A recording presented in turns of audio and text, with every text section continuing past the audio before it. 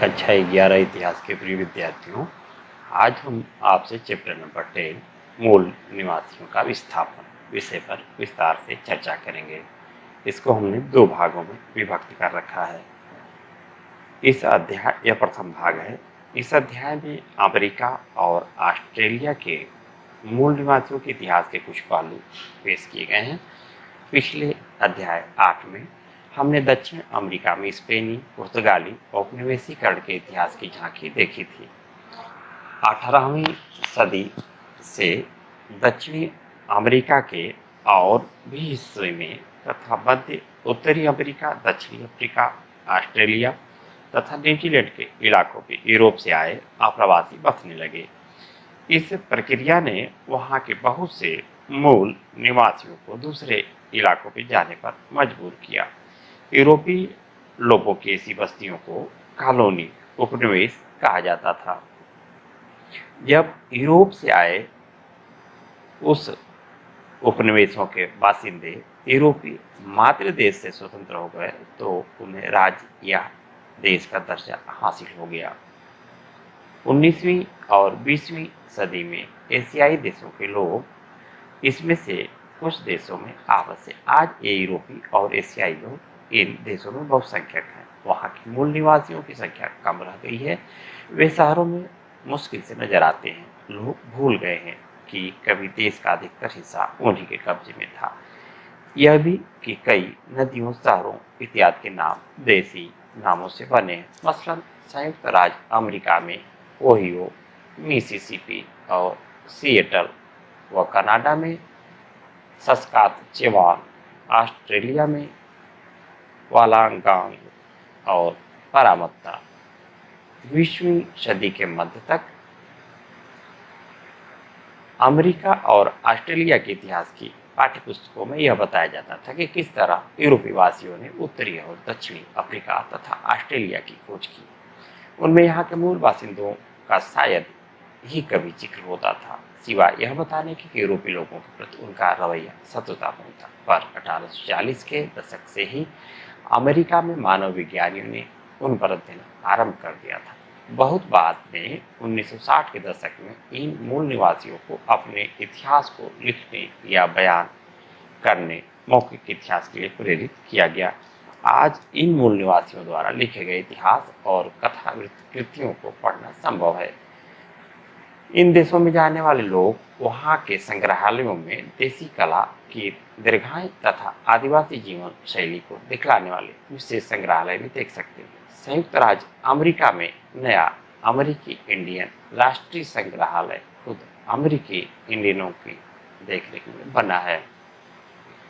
आप देखें, यूरोपीय साम्राज्यवाद, स्पेन और पुर्तगाल के अमेरिकी साम्राज्य का 17वीं सदी के बाद विस्तार नहीं हुआ। तब तक फ्रांस, हॉलैंड और इंग्लैंड जैसे दूसरे देशों ने अपनी व्यापारिक गतिविधियों का विस्तार करना और अमेरिका, अफ्रीका तथा एशिया में अपने उपनिवेश बसाना शुरू कर दिया। आयरलैंड भी कमोवेश इंग्लैंड का उपनिवेश ही था, क्योंकि वहां बसे हुए ज्यादातर भूस्वामी अंग्रेजी थे। 18वीं सदी से यह बहुत साफ साफ दिखने लगा कि अधिक मुनाफे की संभावना ने ही लोगों को यहाँ उपनिवेश बसाने के लिए प्रेरित किया था, लेकिन जो नियंत्रण स्थापित किया गया उसकी प्रकृति में महत्वपूर्ण विविधताएं थी। दक्षिण एशिया में व्यापारिक कंपनियों ने अपने को राजनीतिक सत्ता का रूप दिया, स्थानीय शासकों को हराया और अपने इलाके का विस्तार किया। उन्होंने पुरानी सुविकसित प्रशासकीय व्यवस्था को जारी रखा और भूस्वामियों से कर वसूलते रहे। बाद में उन्होंने व्यापार को सुगम बनाने के लिए रेलवे का निर्माण किया, खदानें खुदवाई और बड़े बड़े बागान स्थापित किए। दक्षिणी अफ्रीका को छोड़कर शेष पूरे अफ्रीका में यूरोपीय लोग सर्वत्र समुद्र तटों पर ही व्यापार करते रहे। 19वीं सदी के आखिरी दौर में ही वे अंदरूनी इलाकों में जाने का साहस कर सके। इसके बाद कुछ यूरोपीय मुल्कों के बीच अपने उपनिवेशकों के रूप में अफ्रीका का बंटवारा करने का समझौता हुआ। सेटलर, आबादकार शब्द दक्षिण अफ्रीका में डच के लिए, आयरलैंड, न्यूजीलैंड और ऑस्ट्रेलिया में ब्रिटिश के लिए और अमेरिका में यूरोपीय लोगों के लिए इस्तेमाल होता है। इन उपनिवेशों की राजभाषा अंग्रेजी थी। कनाडा को छोड़कर, जहां फ्रांसीसी भी एक राजभाषा है, नई दुनिया के देशों को यूरोपीय वासियों द्वारा दिए गए नाम। अमेरिका पहली बार अमेरिकी बेसबुकी 1451 से 1512 का यात्रा वृत्तांत छपने के बाद प्रयुक्त। कनाडा कनाडा से निकला शब्द 1535 में खोजी जाग कार्टिजर को मिली जानकारी के मुताबिक क्यूइस की भाषा में कनाडा का मतलब गांव। ऑस्ट्रेलिया महान दक्षिणी महासागर में स्थित भूमि के लिए 16वीं सदी में प्रयुक्त नाम। लातिनी में दक्षिण को ऑस्ट्रल कहते हैं। न्यूजीलैंड हालैंड के तास्मान द्वारा दिया गया नाम, जिसने सबसे पहले 1642 में इन टापुओं को देखा था। डच भाषा में समुद्र को जी कहते हैं। जियोग्राफिकल डिक्शनरी पृष्ठ संख्या 805-822 में अमेरिका और ऑस्ट्रेलिया के ऐसे दो सबसे ज्यादा स्थान नामों की सूची दी गई है जो न्यू से शुरू होते हैं। हम एनसीईआरटी को विशेष धन्यवाद देते हैं जहां से ये समस्त आंकड़े हम ले रहे हैं, क्योंकि एनसीईआरटी ही प्रामाणिक पुस्तक है, हम उसके आभारी हैं। आप देखें उत्तरी अमेरिका का महाद्वीप उत्तर ध्रुवीय वृत्त से लेकर कर्क रेखा तक और प्रशांत महासागर से अटलांटिक महासागर तक फैला है। पथरीले पहाड़ों की श्रृंखला के बीच में अरिजोना और नेवाडा की मरुभूमि, थोड़ा और पश्चिम में सियरा नेवाडा पर्वत है। पूरब में ग्रेट विस्तृत मैदानी इलाके, ग्रेट विस्तृत झीलें, मिसिसिपी और ओहियो और अपालाचियां पर्वतों की घाटियां हैं। दक्षिण दिशा में मैक्सिको है। कनाडा का 40% इलाका जंगलों से ढका है। कई क्षेत्रों में तेल, गैस और खनिज संपदा पाए जाते हैं, जिनके चलते संयुक्त राज्य अमेरिका और कनाडा में ढेर बड़े उद्योग हैं। आजकल कनाडा में गेहूं, मकई और फल बड़े पैमाने पर पैदा किए जाते हैं और मत्स्य उद्योग वहाँ का एक महत्वपूर्ण उद्योग है। खनन उद्योग और बड़े पैमाने की खेती का विकास पिछले 2 सालों में यूरोप, अफ्रीका और चीन के आप्रवासियों के हाथों हुआ है। लेकिन यूरोप वासियों की जानकारी में आने से पहले हजारों सालों से उत्तरी अमेरिका में लोग रह रहे थे। मूल निवासी उत्तरी अमेरिका के सबसे बड़े बासिंदे 30,000 साल पहले बेरिंग स्ट्रेट्स के आर पार फैले भूमि क्षेत्र के रास्ते एशिया में आए। 10,000 साल पहले आखिरी हिम युग के दौरान वे और दक्षिण की तरफ बढ़े। अमेरिका में मिलने वाली सबसे पुरानी मानव वेदी एक तीनों 1100 साल पुरानी है। तकरीबन 5,000 साल पहले इस जलवायु में ज्यादा स्थिरता आई, तब आबादी बढ़नी शुरू हुई। अमेरिका की पूर्व संध्या, यानी जब यूरोपीय लोग आए और इस महाद्वीप को उन्होंने अमेरिका नाम दिया, से ठीक पहले तक विविधता हर जगह पसरी हुई थी। लोग 100 से भी ज्यादा जबानें बोलते थे। वे शिकार, मछली पकड़ना, संग्रहण, बागवानी और खेती में जो मुमकिन हो वह सब आजमाते हुए अपनी जीविका कमाते थे।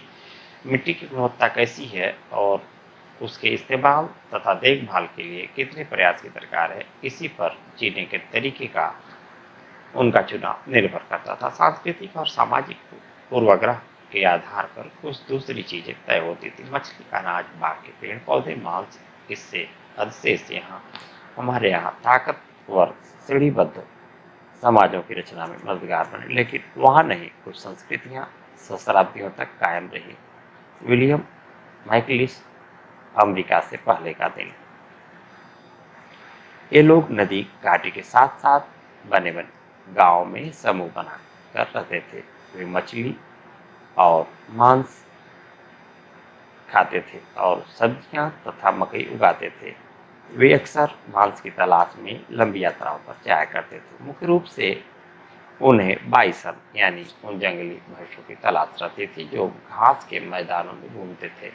यह 17वीं सदी से आसान हो गया जब इन मूल निवासियों ने घुड़सवारी शुरू कर दी। वे घोड़े स्पेनी आबादकारों से खरीदते थे, लेकिन वे उतने ही जानवर मारते जितने कि उन्हें भोजन की जरूरत होती थी।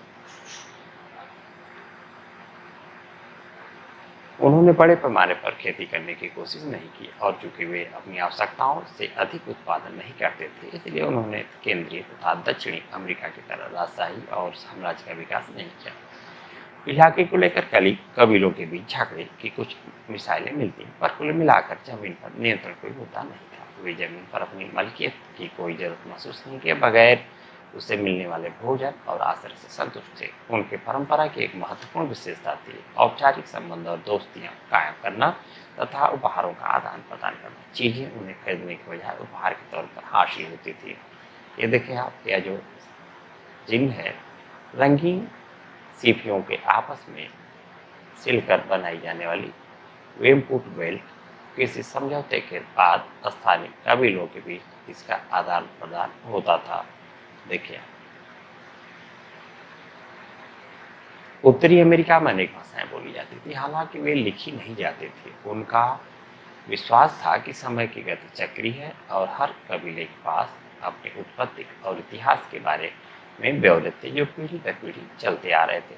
वे कुशल कारीगर थे और खूबसूरत कपड़े बुनते थे। वे धरती पर पढ़ सकते थे, जलवायु और विभिन्न भूदृश्यों को वे उसी तरह समझ सकते थे जैसे पढ़े लिखे लोग लिखी हुई चीजें पढ़ते हैं।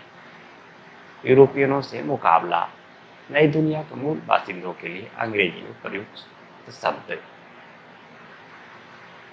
लैटिन में एब का मतलब से और ओरिजिन का शुरुआत। एक विशेषण जिसे संज्ञा की तरह इस्तेमाल करने की गलती अक्सर की जाती है। उत्तरी और दक्षिणी अमेरिका तथा कैरिबियन के मूल निवासियों के संगठित समूह जिन्हें कनाडाई सरकार द्वारा मान्यता प्राप्त थी, 1876 के इंडियन एक्ट्स में बैंड्स पद का इस्तेमाल किया था, लेकिन 1980 के दशक में नेशन शब्द प्रयोग होने लगा। ऐसे लोग जो किसी जगह में हमेशा से रहते आए हैं। देख लें आप इन सब शब्दों को, इनकी व्याख्याएं। हाँ, यहाँ देखें आप, रेड इंडियन गेहूं वर्ण के लोग जिनके निवास स्थान को कोलंबस ने गलती से इंडिया समझ लिया था। विस्कासिन्स के विनेबागो कबीले की एक महिला 1860 के दशक में इस कबीले के लोग नेब्रास्का स्थानांतरित कर दिए गए।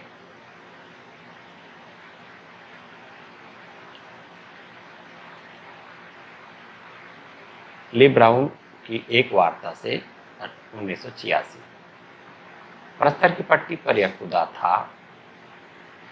ओपिया मानते थे कि उनके पास वापस आने के वाले पहले भाई और बहन धरती के पार से कछुओं के रूप में आएंगे। वे इंसान होंगे पर कछुओं के रूप में आएंगे। इसलिए जब समय आया तो होपी लोग धरती के उस पार से आने वाले उन कछुओं का स्वागत करने के लिए एक खास गांव में इकट्ठा हुए। वे सुबह सुबह उठ गए और उन्होंने सूर्योदय देखा। उन्होंने मरुभूमि के पार निगाह दौड़ाई और उन्हें बख्तरबंद स्पेनी कानकीवर स्टाडोर दिखलाई पड़े जो धरती के उस छोर से आते कछुओं की तरह लग रहे थे। तो उन्होंने समझा ये वही है जिनका इंतजार था, इसलिए वे स्पेनी इंसान के पास गए और हाथ मिलाने की उम्मीद में अपना हाथ बढ़ाया, लेकिन स्पेनी ने उनके हाथ में कोई सस्ती सी चीज पकड़ा दी और इससे पूरे उत्तरी अमेरिका में बात फैल गई कि बहुत कठिन समय आने वाला है कि शायद कुछ भाइयों और बहनों ने सभी चीजों की पवित्रता को भुला दिया और इसकी वजह से धरती पर सभी इंसान काफी कष्ट पाने वाले हैं। ली ब्राउन की एक वार्ता से 1986। 17वीं सदी में 2 महीने के कठिन समुद्री अभियान के बाद उत्तरी अमेरिका के उत्तरी तट पर पहुंचे यूरोपीय व्यापारियों को यह देखकर सकून मिला कि वहां के स्थायी लोगों का व्यवहार दोस्ताना और गर्लूसी भरा है। दक्षिण अफ्रीका के स्पेनियों के विपरीत जो वहां की सोने की प्रचुरता से अभिभूत हो गए थे, ये लोग मछली और रोएदार खाल के व्यापार के लिए आए थे, जिनमें उन्हें शिकार कुशल देसी लोगों की ओर से अपेक्षित मदद मिली।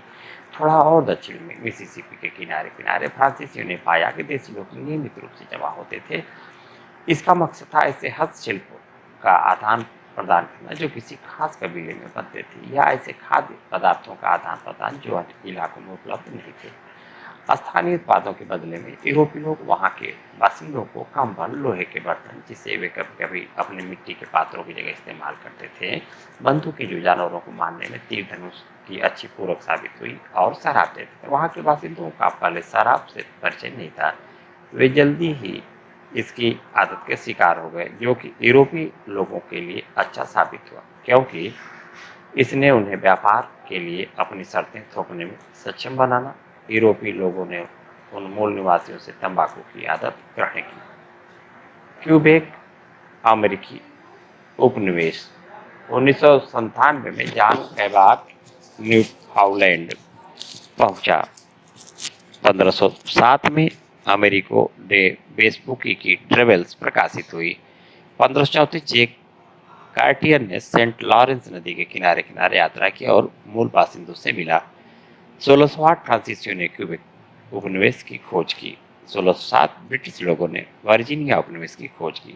1620 ब्रिटिश लोगों ने प्लाईमाउथ मैसाचुसेट्स में की खोज की। पारस्परिक धारणाएं 18वीं सदी में पश्चिमी यूरोपीय लोग सभ्य मनुष्य की पहचान साक्षरता, संगठित धर्म और शहरीपन के आधार पर ही करते थे। उन्हें अमेरिका के मूल निवासी असभ्य प्रतीत हुए। फ्रांसीसी दर्शन शास्त्री जया जैक रूसो जैसे कुछ यूरोपियों के लिए ऐसे लोग तारीफ के काबिल थे, क्योंकि वे सभ्यता की विकृतियों से अछूते थे। इसके लिए एक प्रचलित पद था, उदात्त उत्तम जंगली।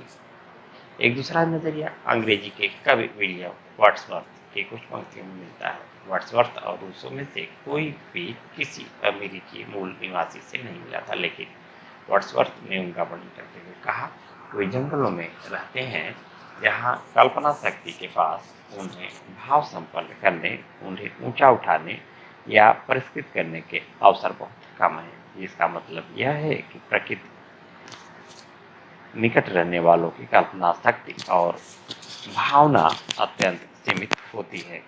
यह दिलचस्प है कि एक दूसरे लेखक वाशिंगटन इरविंग ने, जो वर्ड्सवर्थ से खाते छोटे थे और जो मूल निवासियों से सचमुच मिले थे, उनका वर्णन बिल्कुल भिन्न रूप में किया।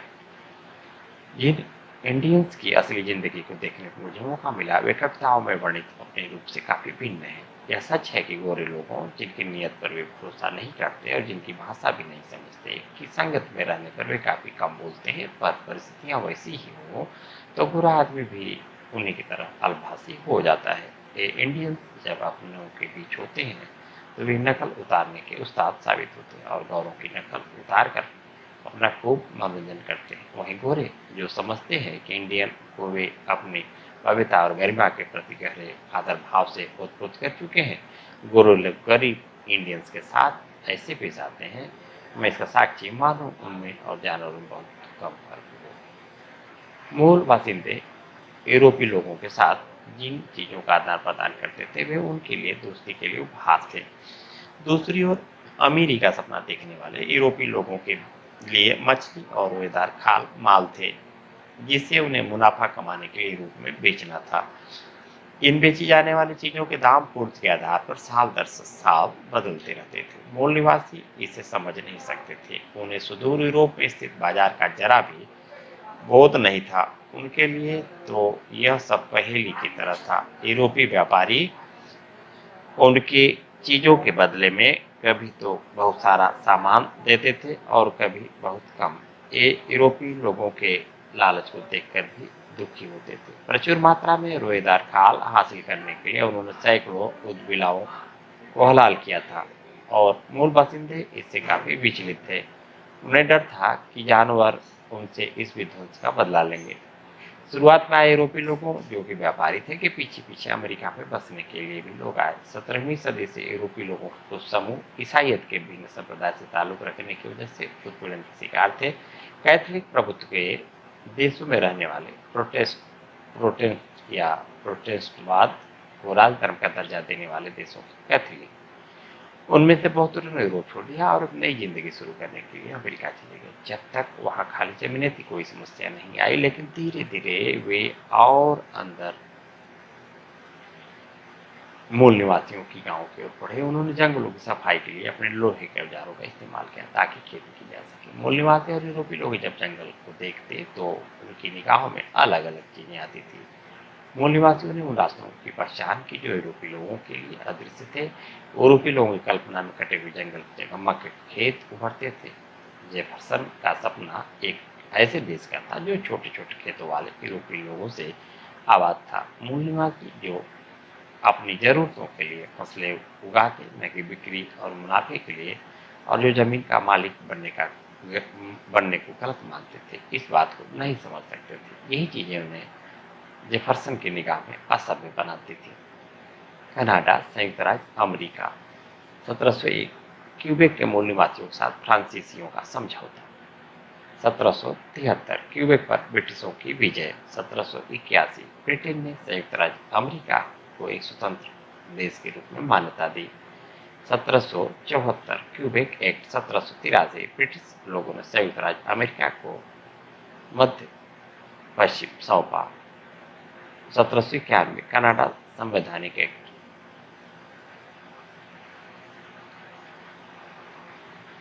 एक कनाडा, आप देखें, संयुक्त राज्य अमेरिका का विस्तार। संयुक्त राज्य अमेरिका का विस्तार देखें।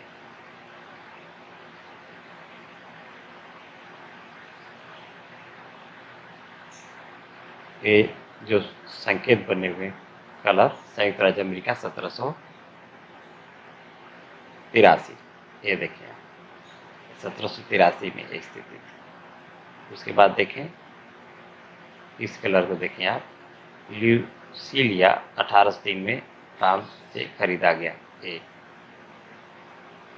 एक साल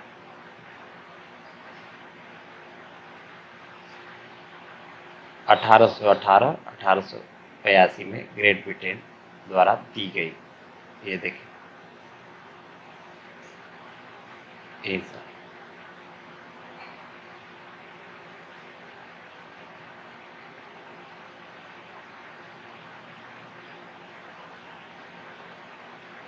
और ये हिस्सा देखें आप, 1819 में स्पेन से खरीदी गई। ये 1885 में हड़पी गई। यह 1864 में ग्रेट ब्रिटेन से संघ के द्वारा दी गई। एक कलर देखें आप,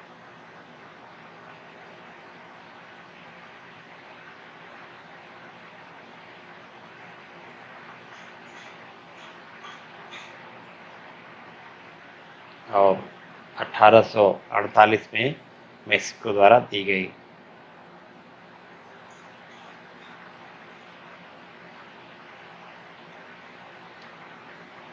गेट्स लेन द्वारा 1857 में खरीदी गई।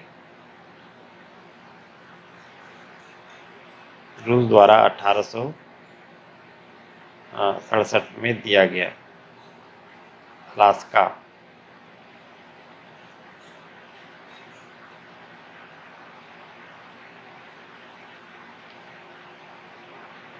जिन मुल्कों को हम कनाडा और संयुक्त राज्य अमेरिका के नाम से जानते हैं, वे 18वीं सदी के अंत में वजूद में आए।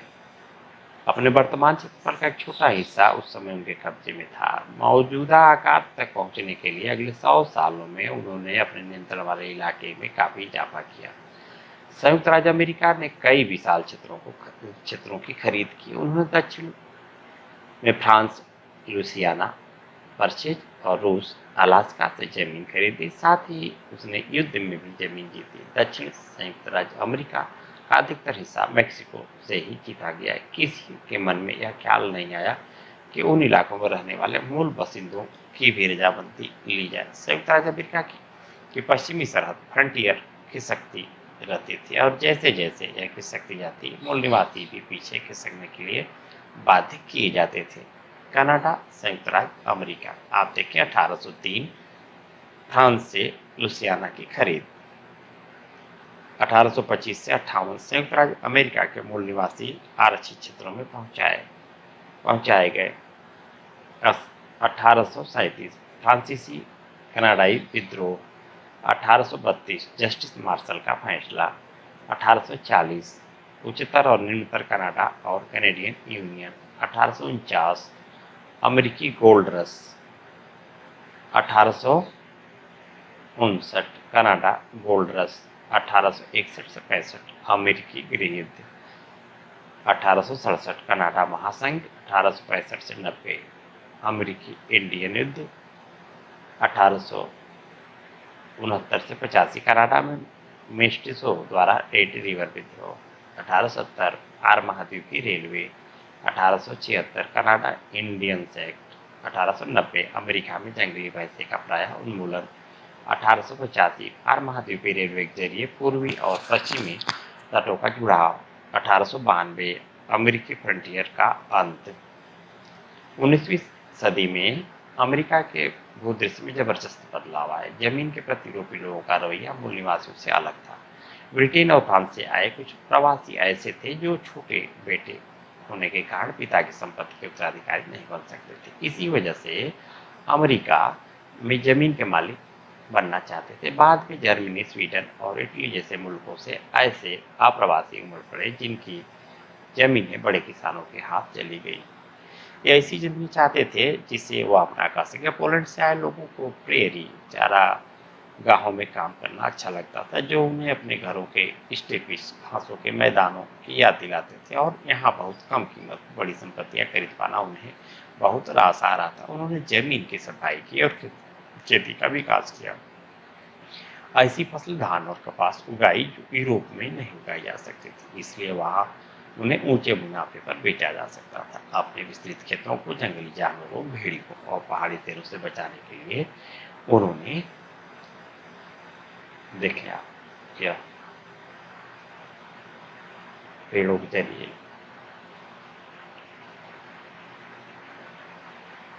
उन्होंने शिकार के जरिए उनका सफाया भी कर दिया।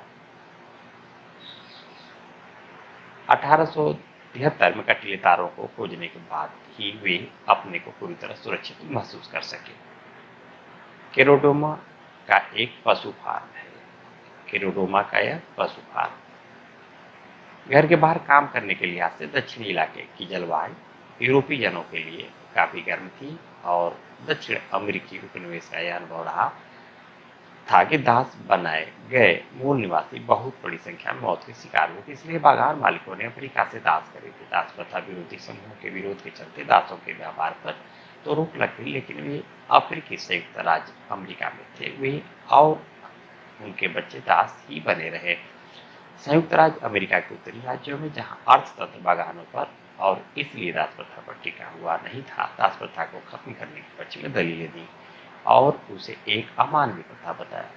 1861-62 में दास प्रथा को जारी रखने वाले और उसके खात्मे की वकालत करने वाले राज्यों के बीच युद्ध हुआ। दासता विरोधियों की जीत हुई, दास प्रथा खत्म कर दी गई। हालांकि अफ्रीकी मूल के अमेरिकियों को नागरिक स्वतंत्रताओं के लिए अपने संघर्ष में विजय 20वीं सदी में आकर ही मिल पाई। तभी स्कूलों तथा ट्रेन बसों में उन्हें अलग रखने की व्यवस्था समाप्त हुई। कनाडाई सरकार के सामने एक समस्या थी जो लंबे समय तक हल नहीं हो पाई थी और जो मूल निवासियों के सवाल के मुकाबले ज्यादा जरूरी प्रतीत होती थी। 1763 में ब्रिटिश लोगों ने फ्रांस के साथ हुई लड़ाई में कनाडा को जीता। वहां फ्रांसीसी आबादकार लगातार स्वायत्त राजनीतिक दर्जे की मांग कर रहे थे।